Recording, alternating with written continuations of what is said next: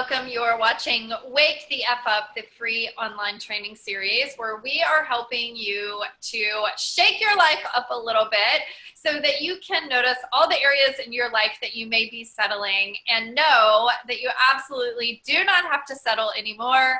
You are a complete badass and you get to go on and create your meaningful life. I'm your host, Amy Ramsey, and I've got an awesome guest with us here today. My friend, my business mastermind sister, Bex Burton, is with us, and we are going to be talking about love, and we're going to be talking about a lot of concepts on an even bigger level than love. We're going to be talking about you being a badass in every area of your life.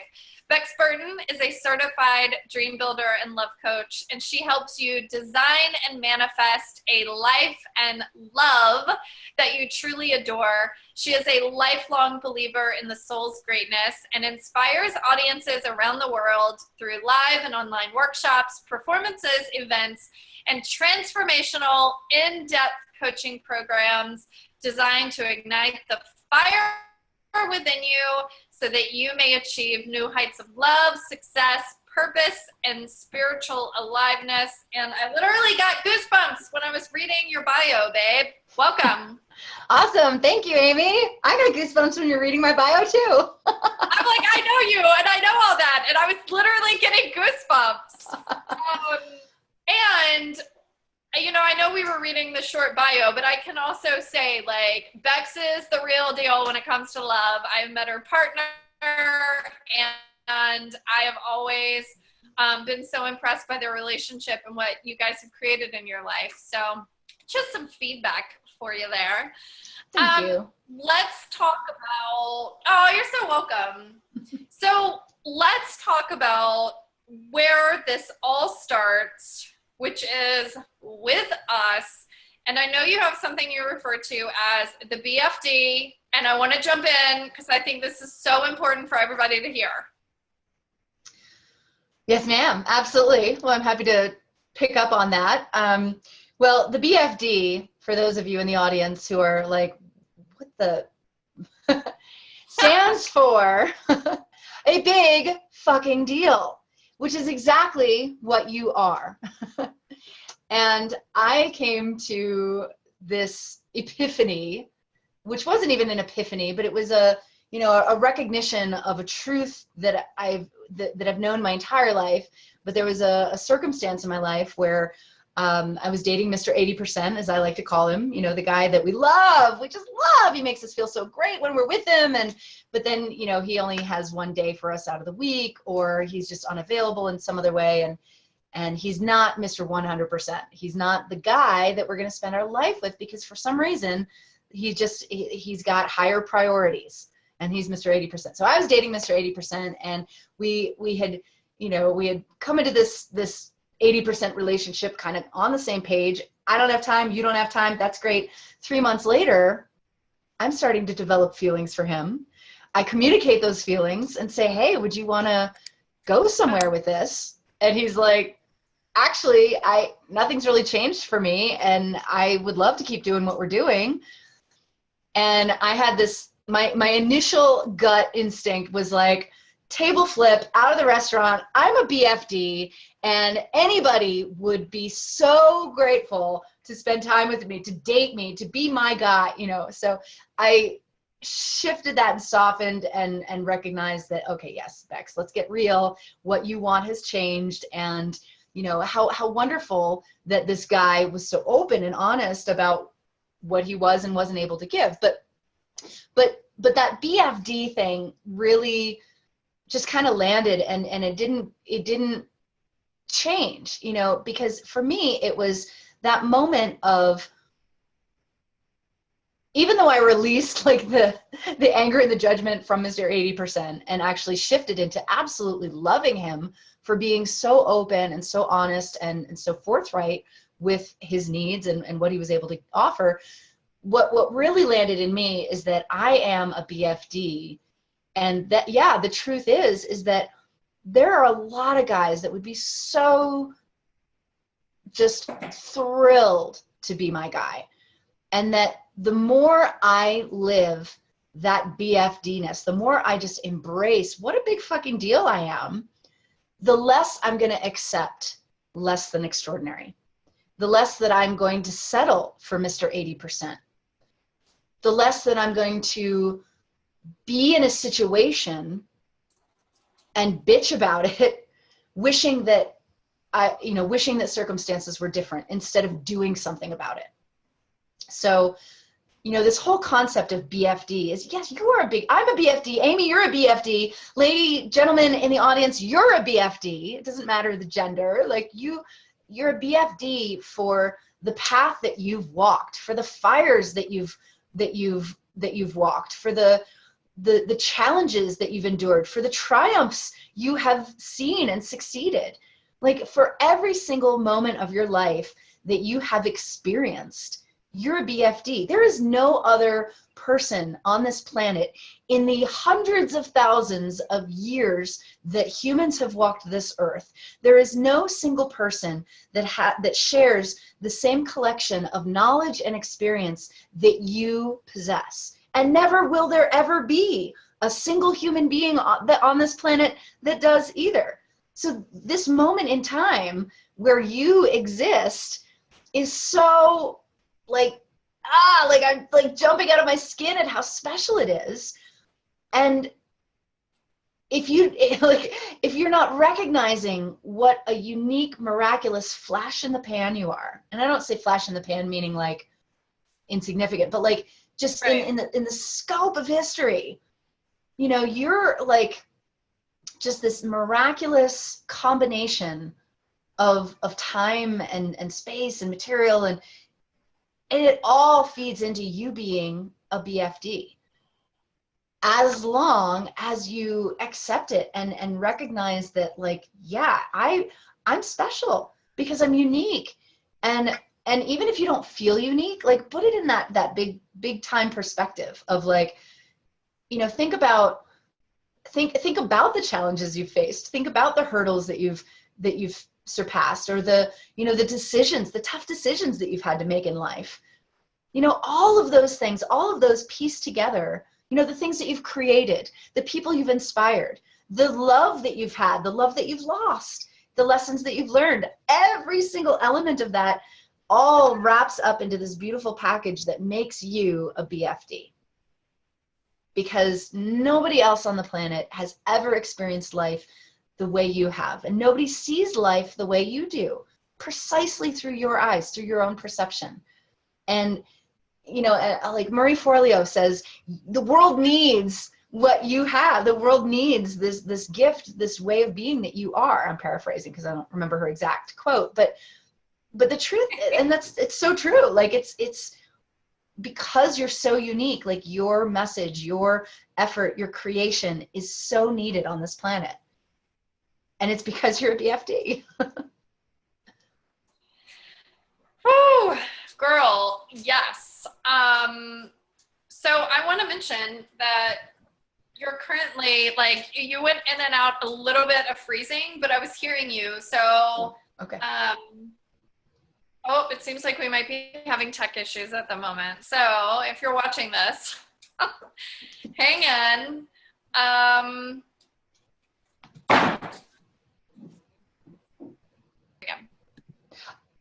Got it. So, yeah, everything that you were saying, 100%. And I love that you say I was dating the 80% guy, because that is settling, right?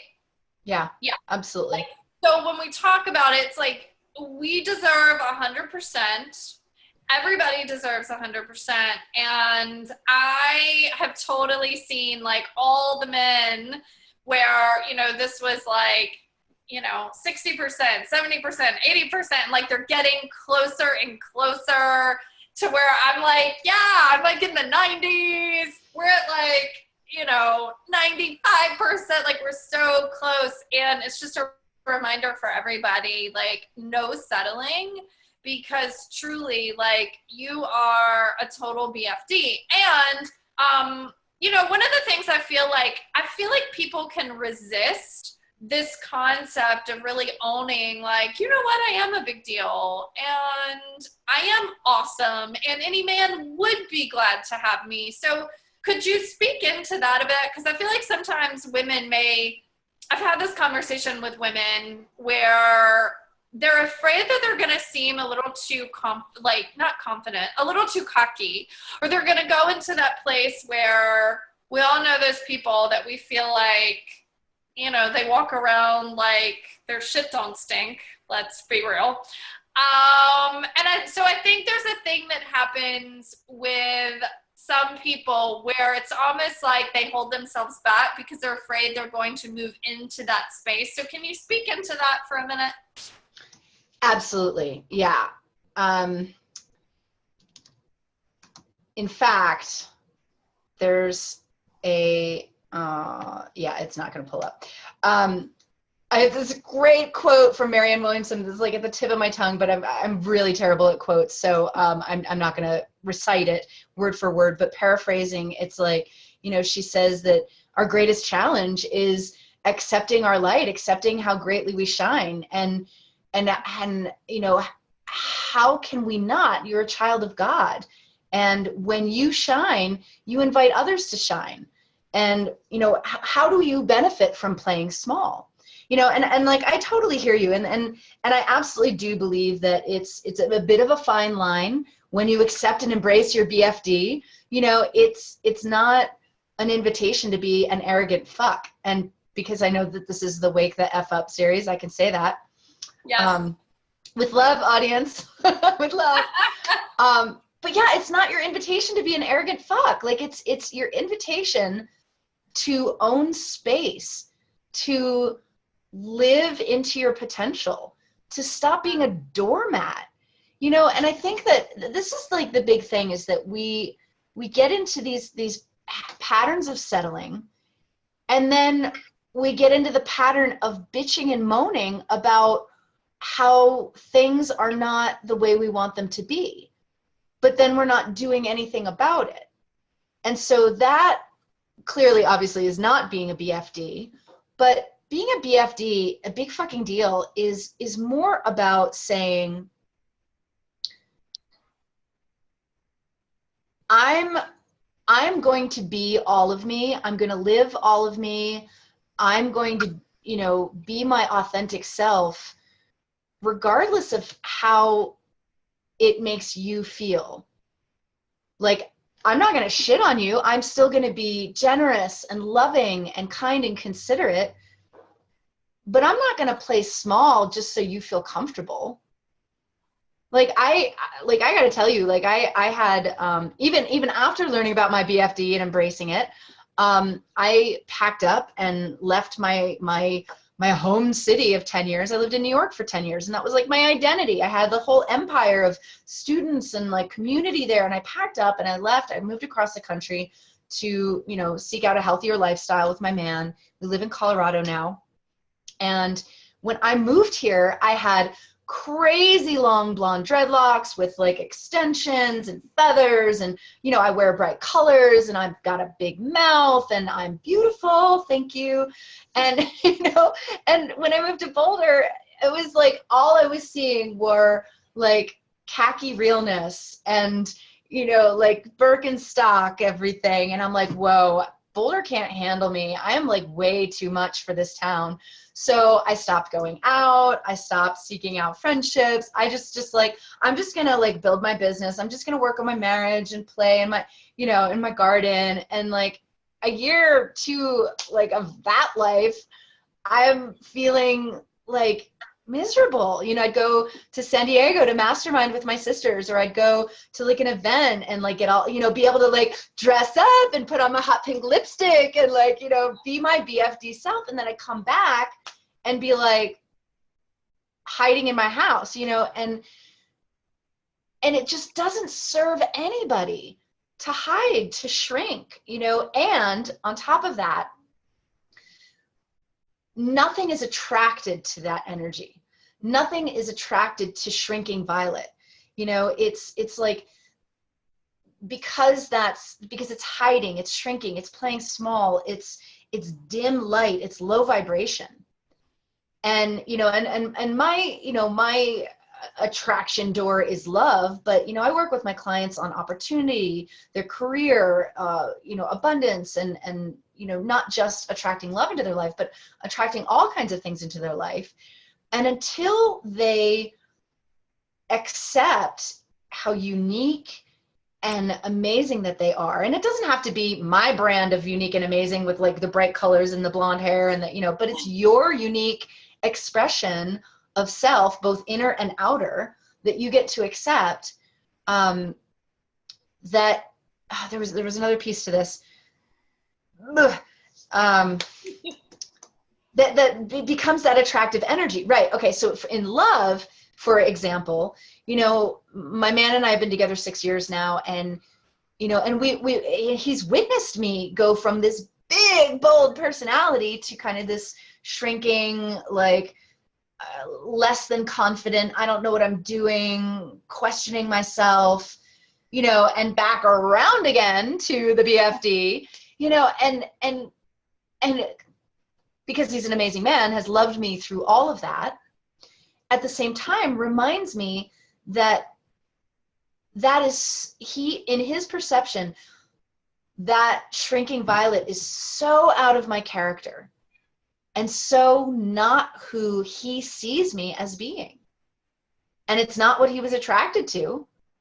He was attracted to the fact that I was almost daring men to date me on my online dating profile, like I actually use the words, I'm a BFD, and if you don't know what one is, you have no business writing me or even reading my profile. Oh, stop.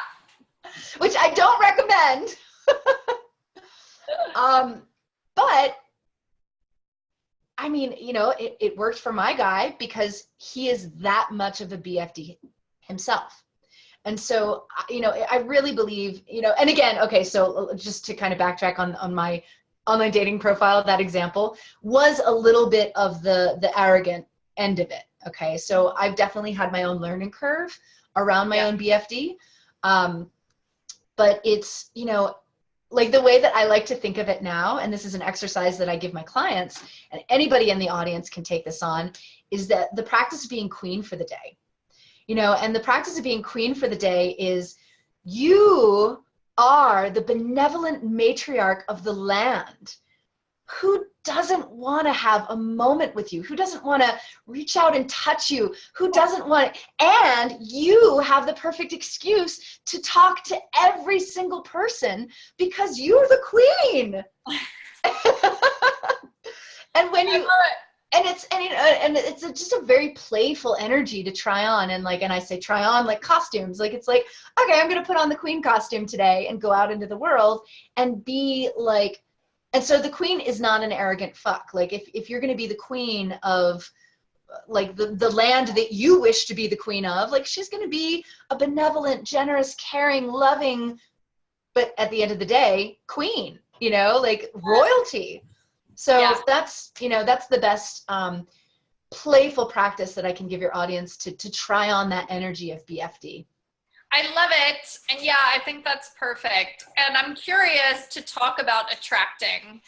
And because, like you have a history of just really manifesting, creating amazing things in your life. And I know it is one of the things that you help people with, including their life partner, their match. And I'm curious about some of the hows. And for one, like, what if we're coming to it like, look, I've done the dating, I've done the online thing, I've done the this, I've done the that, I believe, but like, I still am just not sure. I still don't really believe it.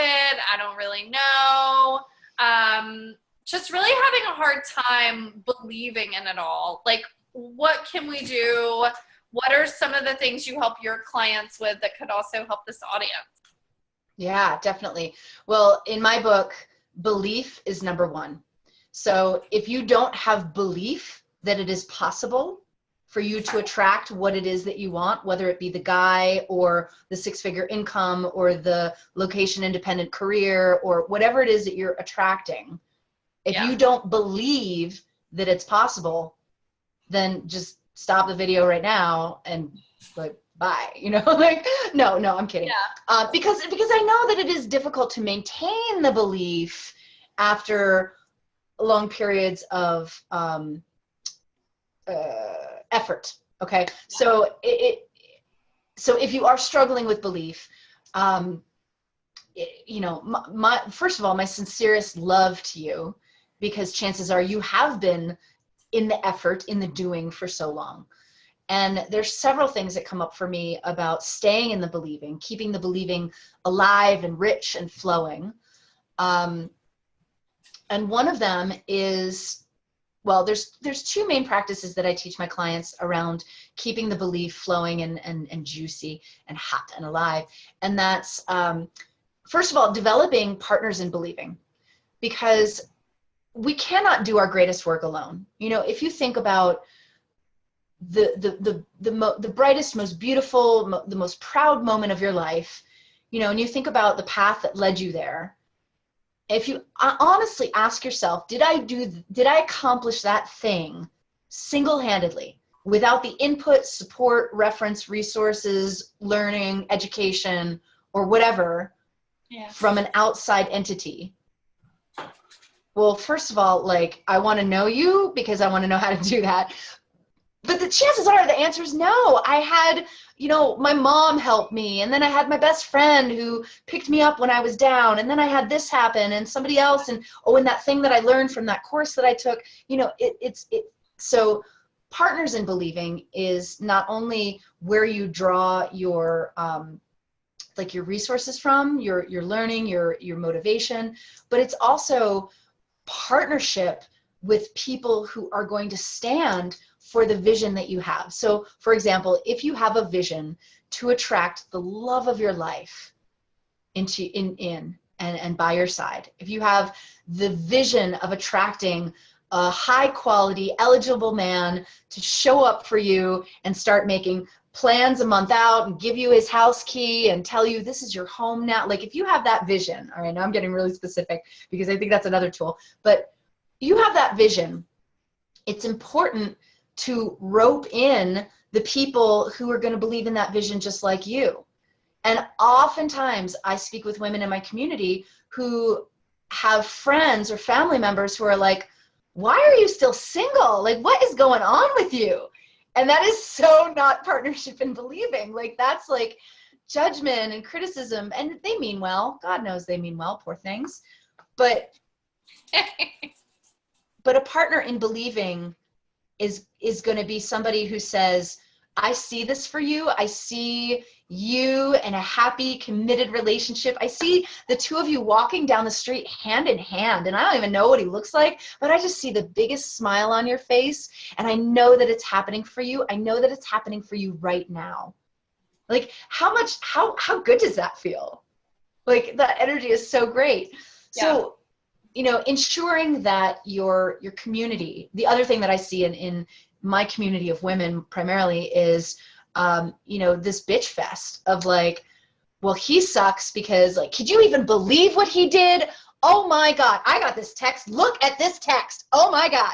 You know, yeah. It's like, if you're going to commiserate, then you're holding yourself in that energy of non-attraction, of separation energy. Yeah. Versus dialing down those relationships and being like, hey, friend, you know, I love you so much, but I can't hang out with you this weekend. You don't have to tell her why, but just start dialing down those commiserating relationships and really looking at who are the people in your life who have what you want. So that brings me to the second tool, or the second strategy, is becoming an evidence junkie. And an evidence junkie is somebody who is on the fierce hunt for evidence that what you desire exists out in the wild. And this is, you know, it becomes connection energy versus separation energy. And I'll give you an example. So again, using the umbrella of love, but you know, this can apply to anything. for single women, a lot of times they'll be out in the world and they'll see a couple making out in public. And he's like, you know, got his hand in her hair and like on her butt. And like, it's just this yummy, sensual exchange. And the single woman observing is like, oh my God, get a fucking room. How many of you out there have been there? Right? Like, yeah. It's totally like, you know, because you're so in your own experience of lack that's all you see is that like, oh God, again, like, where's my guy already? You know, and it's such separation energy versus witnessing something like that and be like, holy hell, that is hot. I want a man. I am so looking forward to the man who's going to hug and kiss me like that under a tree in the park out in the middle of public. You know, I am so ready for that. Yes, thank God she's getting it, because that to me is evidence that it exists. Hallelujah. You know, I'm getting really excited about it. But again, you know, to the point of being a fierce collector of evidence that what you desire exists out in the wild. Because the other thing is that we're kind of hardwired to either separate by like criticizing or separate in a way that is collecting evidence of the opposite, which kind of goes back to that commiserating conversation. Like, well, I got a ton of girlfriends. I've got all these single girlfriends and no single guy friends. Like all, you know, whatever, collecting the evidence of all the good guys are taken. Every single guy that I meet is married. You know, still more separation energy versus like, wow, look at the evidence that all these quality men are married, are like, look, all these quality men are interested in lifetime commitment with a partner. Wow. Look at all these man friends that I have that are in a committed relationship. That's like such great evidence that there's another man out there who's also interested in a committed romantic relationship. So partners in believing and become an evidence junkie. Those are two of like my favorite strategies for staying in that belief energy. Fucking amazing. Like, this is so good. And yeah, that whole partners and believing thing, really just, I want to highlight, like, who are the people you have around you? Because they really can make or break your dreams. I really do believe that, because there's only so much you can hear before it starts to sink in and really start to affect you, regardless of how solid you are. Like, if you have that constantly, like, you're just constantly fighting that energy, right? And then I love that you said going on a fierce hunt for evidence. And, you know, one of the things that I really learned from you, Bex, I don't know if I've ever told you this, one of the things I've really learned for you is this idea of curiosity. And just really getting curious around, like, okay, you know, most of my friends, at least here in North Carolina, most of my friends are married. A lot of them have kids. And so it's also like this curiosity. And it's just, I bring that up because it's this way of having fun with it when you're also going on the hunt, right? Like a curiosity around, okay, well, all of these women managed to find their people. So wouldn't it make sense that there's one for me?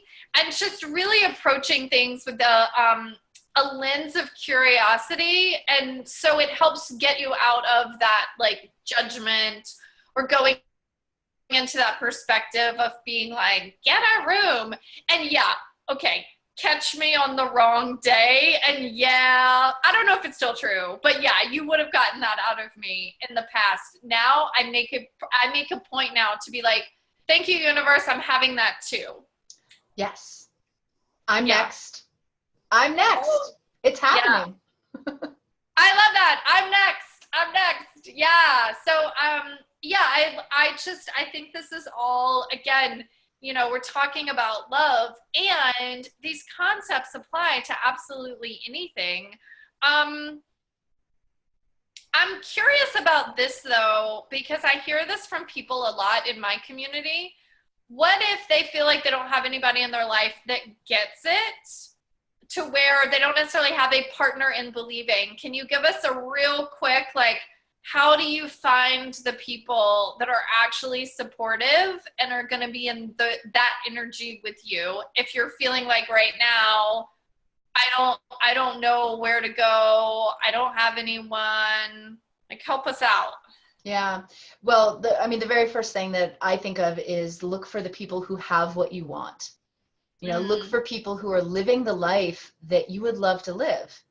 Look for the people that have the career that you aspire to have. Who are the people who have the kind of relationship that you aspire to have? And, and if those people aren't in your immediate life, in your friends or family circle, then you get to reach out to people like first of all, you're in the right place because you're listening to a summit that is featuring like 25, 30 experts that have some element of the life that you're looking for. You're spending time with Amy Ramsey, who has some element of the life that you're looking for. And so pay attention to what she's saying, like get curious about the way she lives her life. There was a Facebook exchange that came up recently on my partner's wall. He had posted something about, I'm so bad with names and quotes, so I don't even know who it was, but it was somebody that was very successful. And she was writing about her top 5 keys to success and happiness. And somebody in Nick's lexicon of Facebook friends, which is, all over the map, as we do, we have friends that we're not really like friends with, but somebody in his, commented, "I don't trust rich people," or something to that effect. That's what it boiled down to. Oh, let me guess, they're broke. I mean, let's just get real. Let's get real. But here's the thing, and that there's this, okay, so why is that? And we get curious again, why is that? And and he wrote something about like, I don't trust them because I can't relate.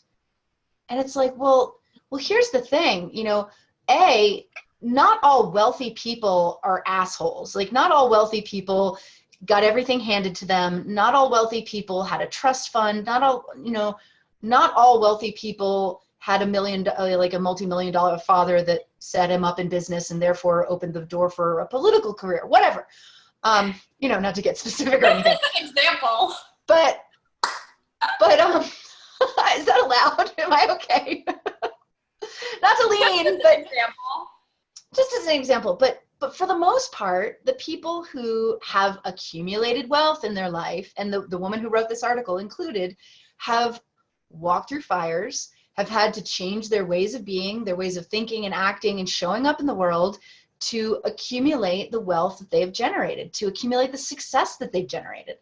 And if you're talking with somebody who's in their 60s or 70s, or maybe even their 50s, and they've retired, chances are, are you still there? Okay.